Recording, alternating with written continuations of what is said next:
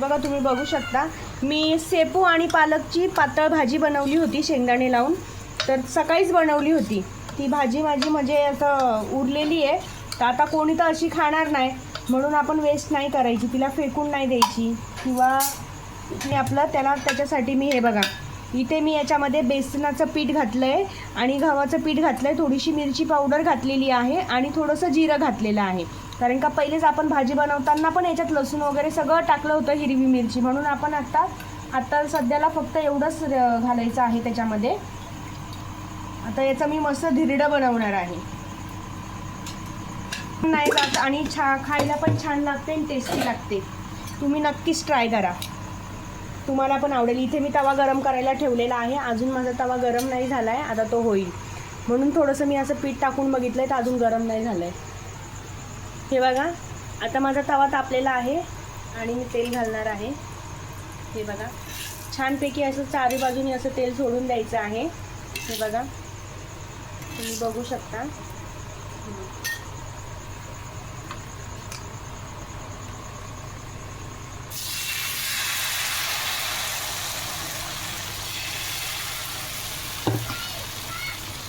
आता आपण असं उलटून फिरवून घ्यायचं आहे.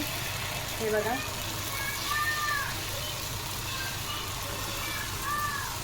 सुंदर आणि अप्रतिम, बघू शकता किती छान झालेला आहे. हे बघा, आणि हे बघा बघू शकता. आणि गॅस आता आपल्याला स्लो करायचा आहे आणि याच्यावरती प्लेट झाकायची आहे.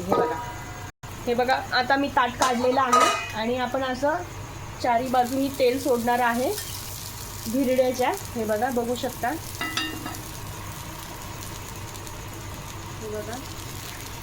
हे बघा, आणि चिटकलं सुद्धा नाहीये, तुम्ही बघू शकता. हे बघा किती छान होतंय बघा. हे बघा, आता मी त्याला थोड्या वेळ ठेवणार आहे अजून. आता हे बघा, बघू शकता मी पलटी मारलेली आहे आणि किती जाळीदार झाले हे पण तुम्ही बघू शकता. हे बघा, आपल्याला म्हणजे जसं पाहिजे तसं सेम तसंच झालेलं आहे. हे बघा किती छान जाळी पण आलेली आहे आणि खायला सुद्धा खूप टेस्टी लागणार. तुम्ही नक्कीच एकदा करून बघा ट्राय.